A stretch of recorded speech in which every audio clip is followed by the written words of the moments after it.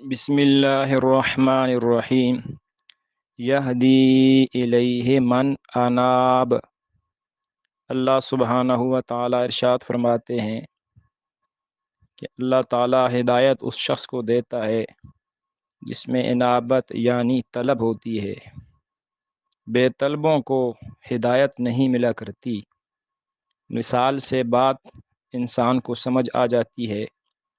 ہم دیکھتے ہیں ایک نل کے نیچے ایک بالٹی رکھی ہوئی ہے اور پورا دن نل کے نیچے ہے، لیکن وہ بالٹی الٹی ہے، اس کا رخ نل کی طرف نہیں زمین کی طرف ہے، تو سارا دن بھی وہ نل بہتا رہے، وہ بالٹی کبھی بھی بھرنے والی نہیں۔ لیکن اگر اس بالٹی کا رخ سیدھا کر دیا جائے اور نل سے ایک ایک قطرہ بھی پانی آتا رہے تو ایک وقت ایسا آئے گا کہ وہ بالٹی بھر جائے گی۔ یہی حال ہے کہ جس شخص میں دین کی طلب ہوتی ہے، اللہ تعالیٰ اس کو دین کے لیے قبول فرما لیتے ہیں۔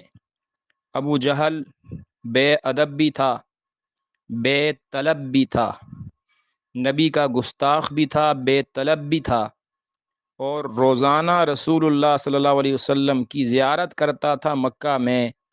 اس کے باوجود وہ محروم ہو کر چلا گیا۔ ایک نقطہ یہاں پر یہ یاد رکھنا چاہیے، بہت سارے جو خطیب حضرات ہوتے ہیں یہاں پر بیان میں کہتے ہیں کہ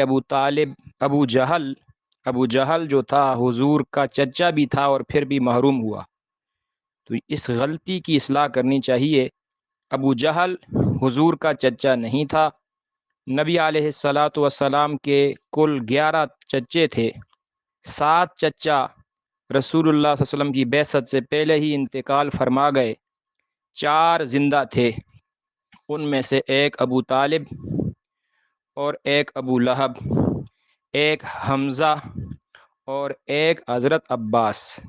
تو حمزہ اور عباس رضی اللہ عنہما کو اللہ نے دین کی سعادت نصیب فرمائی۔ ابو جہل حضور کا چچا نہیں تھا۔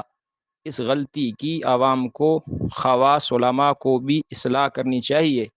نقطے کی بات یہ ہے کہ ابو جہل کا نام اصل جو ہے عمر بن ہشام ہے، اور نبی علیہ السلام کے چچا عبد المطلب ہیں۔ اگر وہ حضور کا چچا ہوتا، اس کا نام عمر بن عبد المطلب ہوتا۔ اللہ ہمیں دین کی سمجھ نصیب فرما دے، آمین یا رب العالمین۔